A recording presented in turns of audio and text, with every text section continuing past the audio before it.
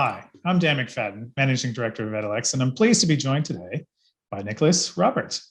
Nicholas is founder and CEO of Learning Vault. He's previously been the CEO of a registered training organization, as well as a training manager in hospitality and business, and also a guest relations manager at a global hospitality chain. He loves leveraging technology and education to help build the workforce of the future.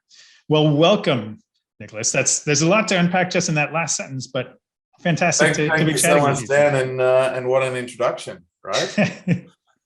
Well, and so building on that, you've had quite the journey, and so has Learning Vault, and certainly a lot of exciting news about Learning Vault recently. So, can you just fill us in on Learning Vault and the journey and where you see the company heading? Yeah, for sure. So, Learning Vault was founded actually out of a registered training organization itself, and part of the thing that we've always liked to do is make learning and complex processes really simple for people to understand. When we were an RTO, we sort of did really well at leadership and management. Back then it was diploma in management, diploma in business, as well as the hospitality qualifications. And we loved creating different ways of people to be able to rapidly acquire the skills and the knowledge from a training package. And it was something that we thoroughly enjoyed creating and building. And we always wanted to look at leveraging technology to make that process more frictionless and more easier to sort of translate from one discipline to another. Ultimately, towards the end of us being a registered training organization, I mean, the catalyst for that really was we had a couple of our friend RTOs, so RTOs that we were colleagues with, and I guess you'd say they went through an adverse reaction at audit, and they had some areas for development. And they came to us and said, look, can we just purchase all of your content? We know it's compliant. We know that it gets some good results. Can we just purchase it? So as an organization, we sat down and we thought, hang on a second. If we enjoy leveraging technology, if we enjoy creating these student experiences, why don't we focus predominantly on creating all of that from a resourcing perspective and a technology viewpoint? And focus on that. So at that point, we founded Learning Vault. And really, Learning Vault's mission, I guess, from that point on, has been all about creating quality materials, creating technology, all with the vision of being able to amplify and democratize the transformative potential of knowledge and learning so that it can unleash its social, economic, and geographic potential for human mobility. And whilst that's a massive mouthful to say, I think it puts us on the trajectory of why we went down the credentialing route, why we sort of talk a lot about micro-credentials, and that led us to a fantastic partnership with your good self in Edalex. Wonderful. Well, so you've mentioned credentials, digital badging. So let's dive into that a bit more. So in their current form, they've been around for at least a decade. But as we were talking to a joint friend at Scouts Australia, Jeffrey Lair, he flagged that they've been doing badging at Scouts for more than 115 years. So certainly a head start on the rest of the world. But from a technology perspective, lots of technologies follow the Gartner hype cycle, where they very quickly jump up to the peak of inflated expectations and then drop down into the trough of disillusionment, and then over time slowly creep up to the plateau of productivity. And I would argue that's where we are today, at that plateau with digital credentials, digital badging. Do you agree? Do you disagree? Why do you think it's... I completely agree with you. We've largely been on this journey for 3 years in terms of digital credentialing, creating our own technology stack. The only sovereign provider at the moment, and we've ridden some of those waves. Interestingly, we've always sort of been in the vocational space. Is sort of where our heart lies. But we've had more success outside of that vocational space if we look at those 3-year periods relating to professional development activity, K-12, higher ed. And what we're starting to see now as we move into, as you coined that plateau of productivity zone, we're actually now starting to see more meaning and more commonplace application for digital credentials. And we're now starting to see quite a significant wave across that vocational space. I think part of that has been the ability to make it meaningful across that vocational spectrum, and being able to understand, you've got your accredited courses, you've got your accredited programs and your full qualifications. But then you also have these small pieces of learning, and those small pieces of learning can actually be digitally credentialed so that they can stack up to a more longer form award. And I think part of that process around it becoming commonplace, becoming people wanting and understanding the power of credentialing has been really important. So I absolutely agree that we are in that part of the life cycle of credentials. And it's something that we're definitely starting to see a lot more of moving forward, and a lot more interests with, some RTO clients coming to us. Interestingly, sometimes they're a little bit frustrated that the compliance manager will come to us and say, a lot of our competitors are doing it. We know we need to do it. We don't really understand it. How do we do it? Which is great for us, because it allows us to sort of explore and unpack, well, why do you actually want to use it? How can we help you use it? And part of that knowledge transfer piece of being able to add value to that exchange is something that's very important for us. Right. And you mentioned some of the different sectors that you work in. So do you see the same drivers across all of those, or some key differences in selected areas? And so there are certainly different drivers at a micro sense. So from K to 12, they've got unique drivers relating to how can we make the knowledge that a student has attained more portable, more verifiable, and almost looking at the concept of what does a fully rounded student in an experience look like.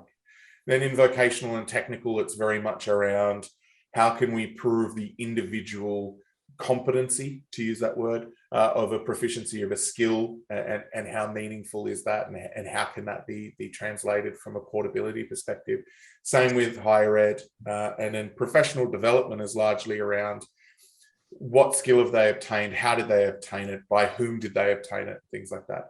But if we look at it from a macro perspective, ultimately there's a common thread here, and that common thread is the desire to have that manifestation of lifelong learning, and having it as a verifiable pathway where an end user sort of has control or agency over how they move their knowledge that they've acquired through different parts of their life, and make that knowledge meaningful. Fantastic. Well, and let's pull on that thread as well of lifelong learning and learner agency. So are you seeing growing awareness of digital badges and digital alternative credentials among the consumers, of the learners, or is there also still an education process for them as they're receiving them? Absolutely. I think there is still an education process for learners. I mean, what we typically find is we will get contacted by particular colleges that have students that have completed at one particular area that have received credentials, and the students are used to receiving credentials and therefore want to be able to receive them. So there's that piece. But then there's also the acknowledgement piece around, you and I, we've all attended workshops. We've received the certificate of participation, which is 8 hours professional development. I don't know about you, but I pop it in the back of my car, drive home, completely forget about it. My wife ends up throwing it out a couple of weeks later when I'm doing something else, and we completely forget that we've got that. So being able to interact with a student, with an institution, with an awarding authority, and being able to say all of those credentials, all of that data is actually retained within the one place, and the end user has agency over that to be able to share with who they want, when they want, how they want, is very powerful. So what we're starting to see is people that interact within that ecosystem, regardless of who that stakeholder is, immediately sees the power in making that knowledge piece portable. And then we sort of see that cascades and grows further and further. Perfect. And underpinning that learner agency and portability are standards. So that's obviously a key aspect to enable this in the first place, and to enable it to grow. So I know there are a number of new versions of standards coming out for open badging, CLR, verifiable credentials. Where do you see the space heading, and what sort of innovation will those updated standards bring? Pleasingly, so first of all, standards are critically important. Let me make that really clear. When we're starting to look at a construct around the manifestation of lifelong learning and portability of knowledge from 5 years old to 75 years old, that only works with standards and interoperability. No one is going to own that entire journey, but having repositories or wallets or passports or whatever term you want to call that repository, making sure that everything within there abides by a standards means that it can go into and out of that repository. So the end user that has agency over that can determine who that's with. One of the things that I like about the emergence of, you touched on open badges, CLR, and verifiable credentials being W3C. One of the things that we like, and we've been involved, much like your good self has been, across that process of the standards, is that they're all actually starting to coalesce. So we're now starting to see all of the standards becoming interoperable as standards in their own right, which is really important. We've got clients in Singapore, Malaysia, Pakistan, Sri Lanka, and the United Kingdom.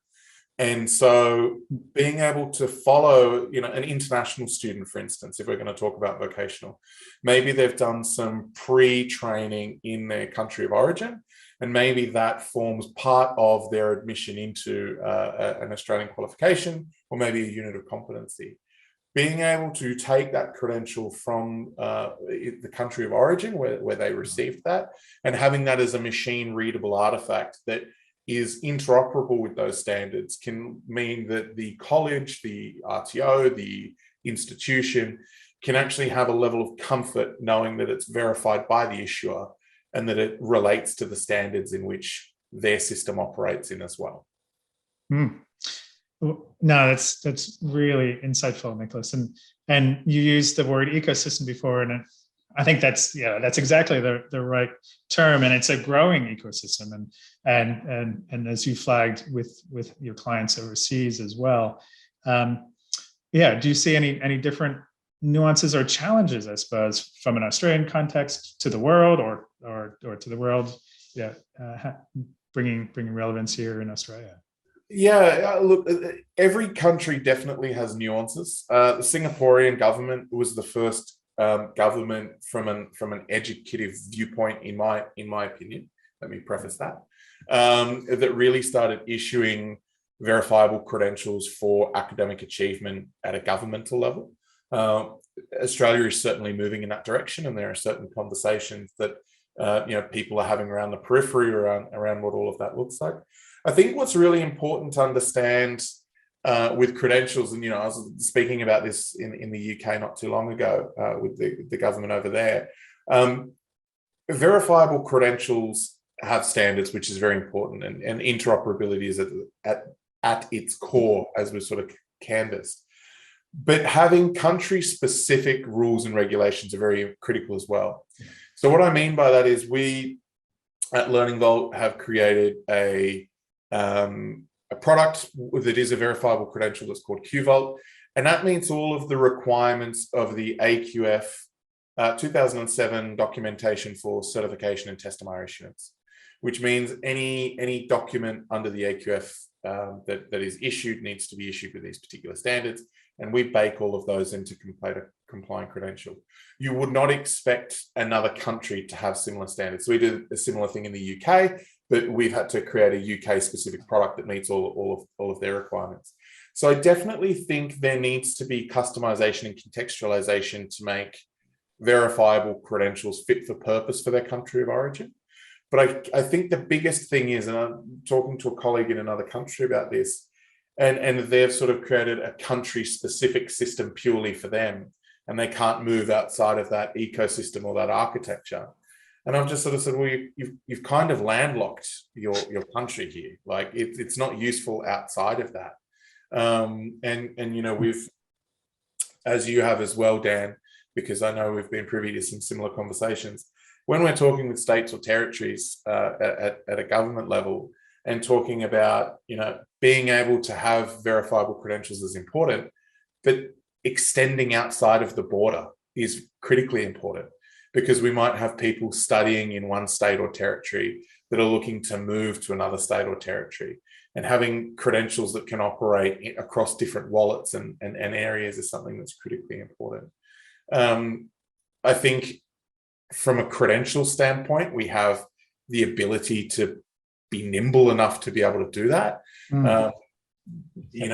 We hear from clients all the time that have responsible service of alcohol that, it's different in New South Wales, Queensland, Victoria, etc. We're never going to be able to solve that. But from a technology viewpoint, Edalex and Learning Vault, certainly we can look at how we can make any of those systems and knowledge portability truly portable by adhering to those standards. You're here. And yes, I think that creating artificial barriers for learners and assuming they will only stay in one country or only in one discipline or one vocation, we're seeing more and more. Those truly are artificial barriers, and technology should be liberating them rather than creating a walled garden and presuming that their knowledge only comes from a single source. Absolutely. And I mean, when you start thinking about, post-COVID, I mean, there are certainly a lot of changes that have happened during that 2-year period that I think are not necessarily going to change. So we've got a borderless society now where students can literally study internationally, but from the comfort of their own home. So being able to have systems that can increase the efficacy of that process, I think, is something that needs to be explored further. Perfect. Yeah. And ultimately recognizing from learning, it can be from formal learning, informal or non-formal. So the whole range of sources. And I suppose that brings me a bit to a topic near and dear to our heart at Edalex. As you know, we love to think of ourselves as skills nerds. I'm very proud of that. And to that end, last year, we commissioned some market research in the US of graduates, and found that of more than 1,000 graduates, only 33% of them felt comfortable voicing their skills during their first job hunt. So yes, they could talk about their degree or diploma or certificate, but skills, work-life skills, and certainly when you think about those who might come from lower socioeconomic backgrounds, they might not have that language, that vocabulary, or some other first in family. Again, we're seeing so much mobility and so many opportunities here, but the fact is 2/3 were unable, they weren't comfortable voicing their skills. And this is at a time when there's recent research also coming out of the US that 81% of employers think they should be hiring based on skills and not degrees. So the degrees are no longer the signal to hire that they once were. So where do you see skills fitting into this mix, and digital credentials, digital badges, supporting that, enabling that, and where are we headed?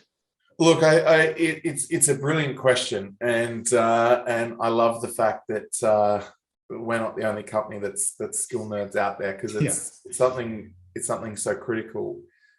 Look, the statistics are pretty shocking. I think you said 33% of learners feel comfortable. And 81% of learners, 81% of organizations, it's something that they're wanting to hire for. Look, our belief has always been that the data sort of doesn't lie. Holland IQ, for instance, has done a lot of research around the amount of jobs people are going to have, the amount of different careers they're going to have within that as a subset, and how rapidly you're going to need to acquire new skills, new knowledge, new proficiencies as part of that. And then if we go all the way back to what we were talking about at the start with our good friend Jeffrey from Scouts, Scouts have been doing, as you said, micro credentials, if we're going to put a term around it, for 100 plus years. I think 115 is what you said before. Being able to actually make the skills that you have portable And I was never a scout, but let's say that I was, that I developed a teamwork or leadership badge. I don't know if I would actually feel comfortable taking my shirt into an interview and showing them. But inherently, the skills that are learnt from such an early age foundationally are critical. And being able to have them in some form of digital resume where you do feel comfortable putting them in there, because every other achievement that you have can be curated as part of that and put that forward, I think is very much important. I think when we fast forward to the importance of skills and hiring talent, obviously we're going through a little bit of a shortage of talent at the moment on a global scale. People are more interested in understanding exactly what an individual person has in terms of the skills, and they've got a much bigger appetite than ever before to upskill and train in other areas if these particular skills are lacking.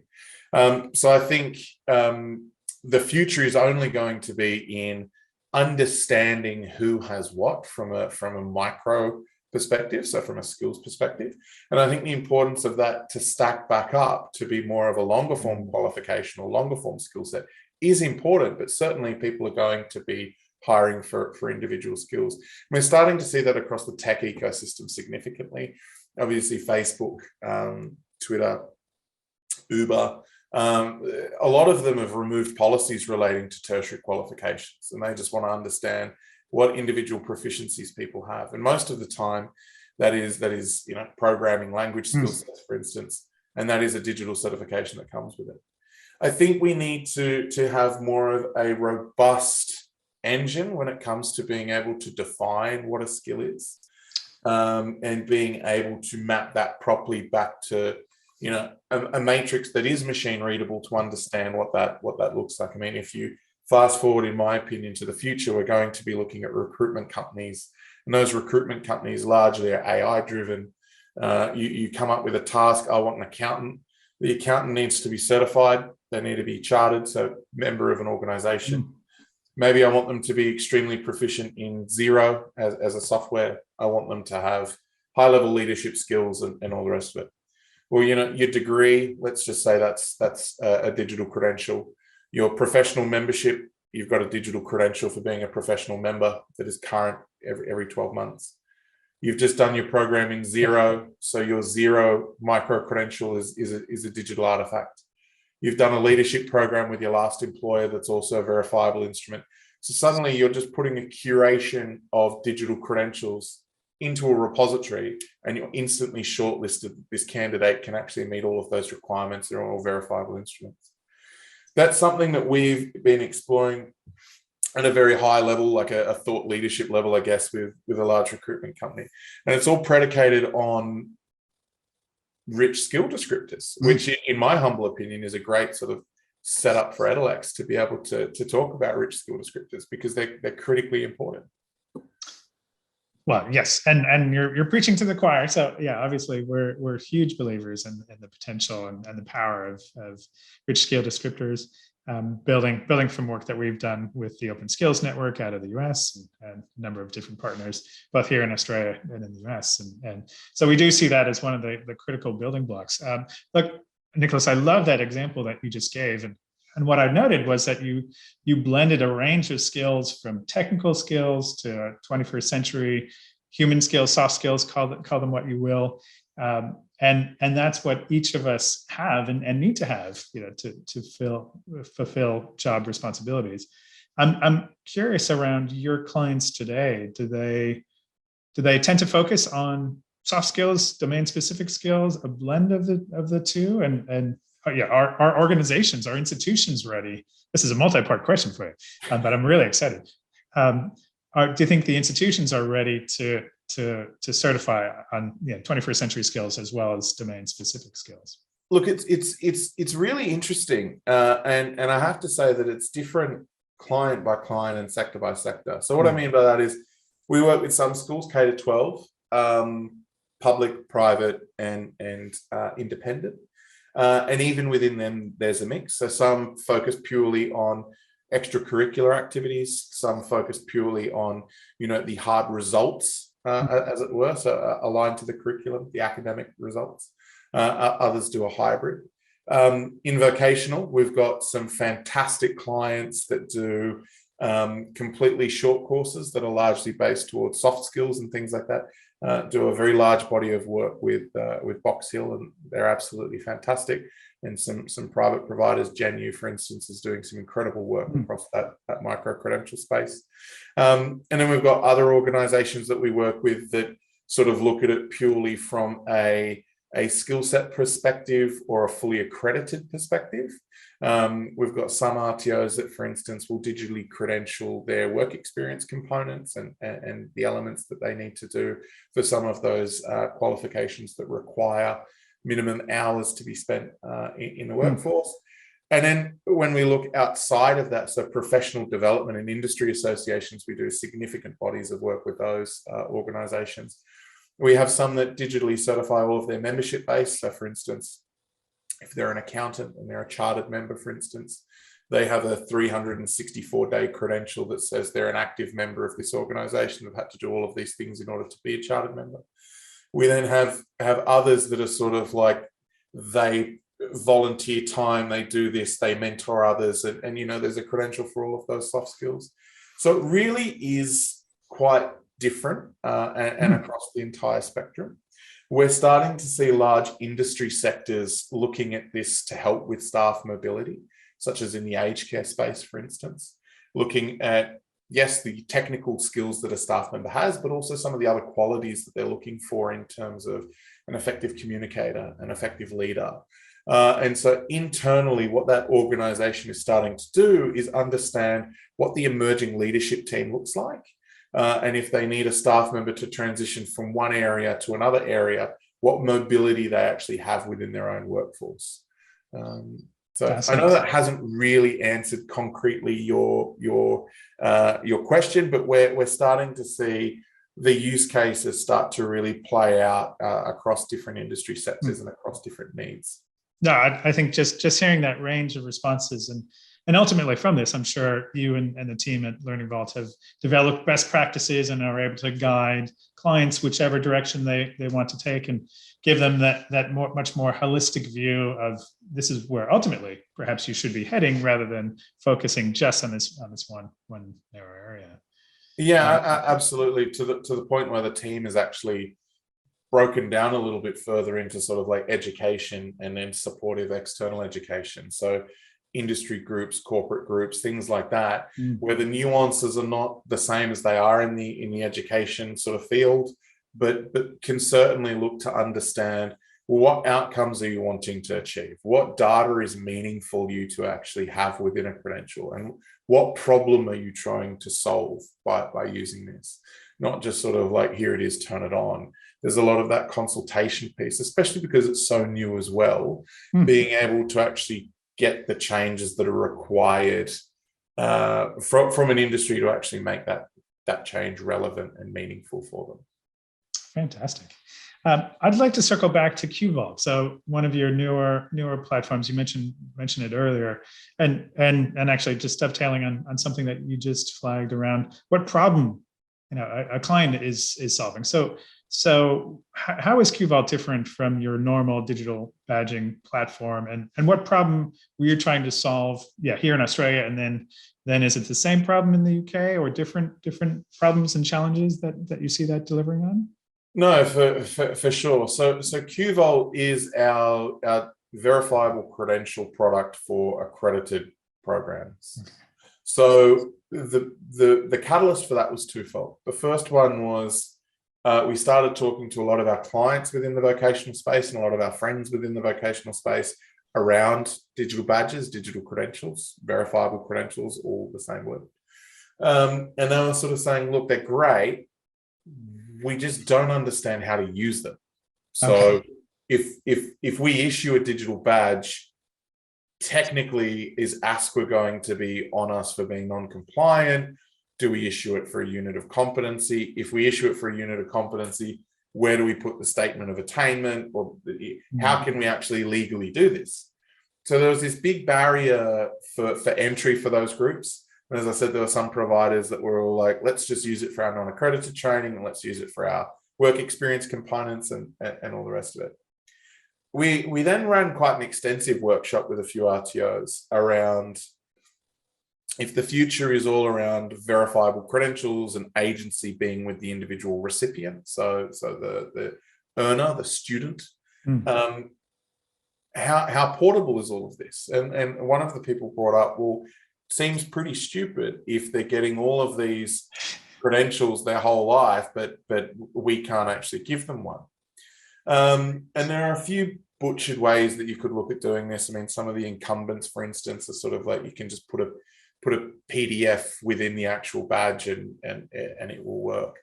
So what we actually decided to do was completely tear apart the standards for interoperability so that we could make sure that interoperability was never compromised. And then how can we extend the standard as much as we can without breaking it to be able to include all of these additional components that would make it relevant under the Australian qualifications framework. So we played around with that for a while. We had a lot of assistance with our good friends at ReadyTech to allow us to integrate with their student management system, being JobReady and VetTrack. And we really started to tease around this idea of, how can we look at creating a certificate as a verifiable credential? We again went back to some of our RTOs that were part of the pilot group, and one RTO was very vocal. And she said to me, Nicholas, we spent 3 months at a management level getting sign off for the look and feel of our certificate. There's no way we're changing it. And so we just sort of thought, look, that's fair enough. There are other incumbents that have certificate functionality, but it's all template driven. So how can we make something that's truly dynamic? So it doesn't really matter what units of competency a student does, and it's literally the same as the certificate that's produced. So ultimately, that's exactly what we built. So we built what's called, you'll understand this more than most, Dan, a credential assertion. So pretty much it's a verifiable credential framework that allows all of these extra pieces of information to be put in. And then we bake that as a verifiable credential. So what that means is in your student management system, however your certificate looks, whatever your statement of whatever your record of results looks like, whatever those records are, is actually dynamically brought in and baked as a compliant credential. And it's the same with the statement of attainment. So we've literally launched that not too long ago, and it's been able to make verifiable credentials meaningful for registered training organisations in Australia. And it's actually been able to do the same in the United Kingdom. So in the UK, awarding authorities are quite similar in terms of, there are certain attributes that need to be part of a qualification over there or a statement. So we've done all of that. Interestingly, the AQF has one of the most robust certification structures in the world, which is good. But more importantly, what it enables a person to do in that same repository is they can have their full AQF certificate from an RTO. They might have their St. John's Ambulance first aid.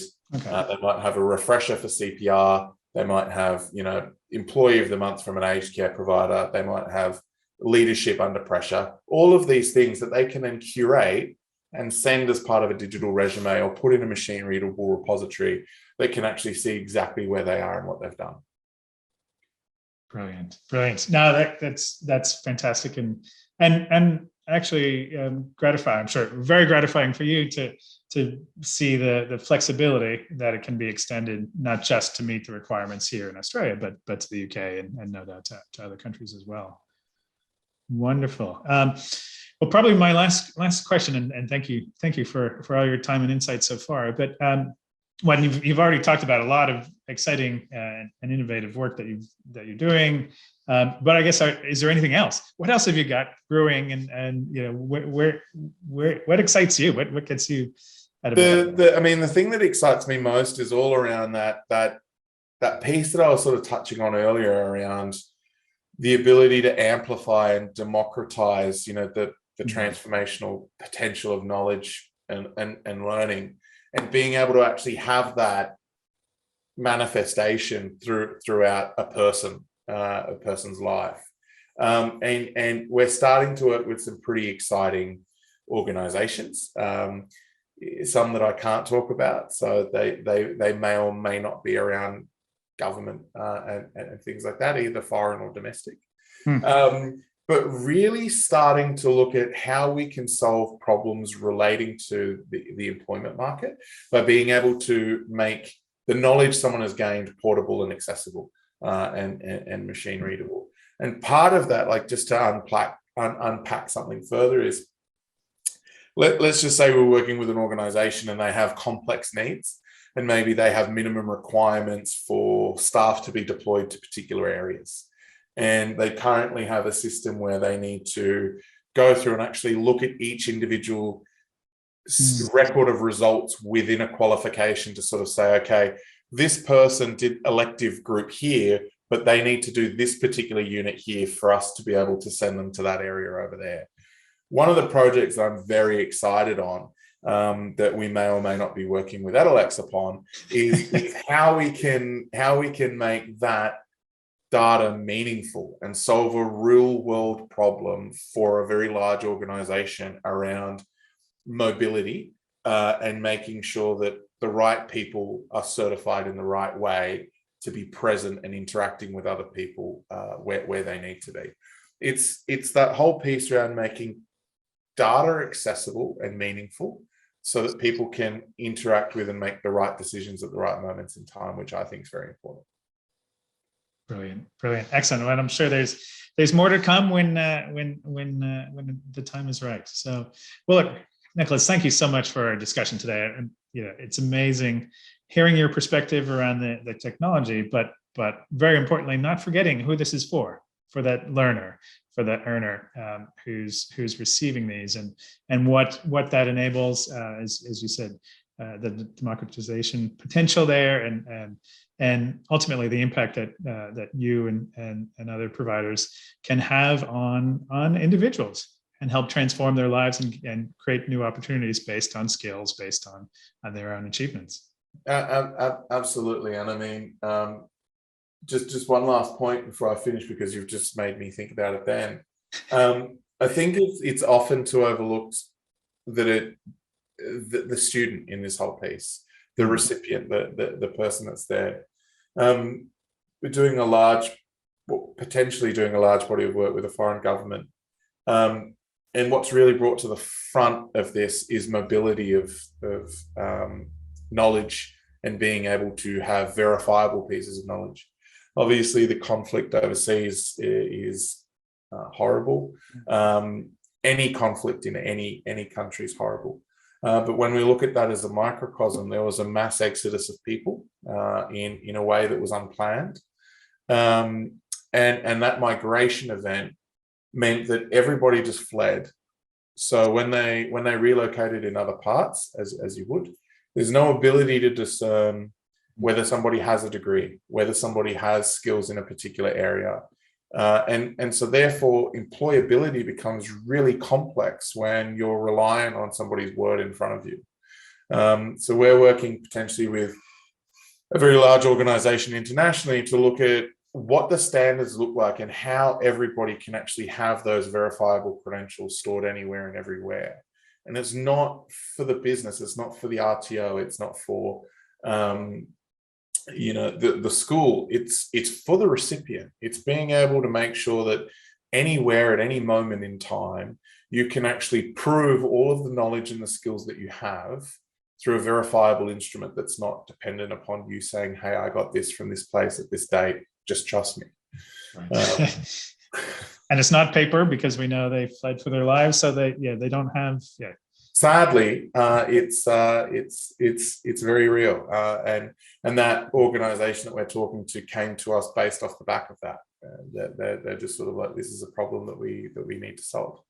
But look, the most important part in all of this is being able to understand the entire rounded, centered view of the individual, and being able to have this entire spectrum of everything that they've been able to do. And it's up to them who they choose to share that with. That's super important. Dan, thank you so much for inviting me to have this conversation with you. It's been absolutely amazing. And I look forward to more things that we do together, because we're tackling some incredible projects that are incredibly meaningful to a lot of people. You're here. Yeah, wonderful. Well, thank you so much, Nicholas. And yeah, looking forward to continuing the discussion. Take care, Dan. Thanks.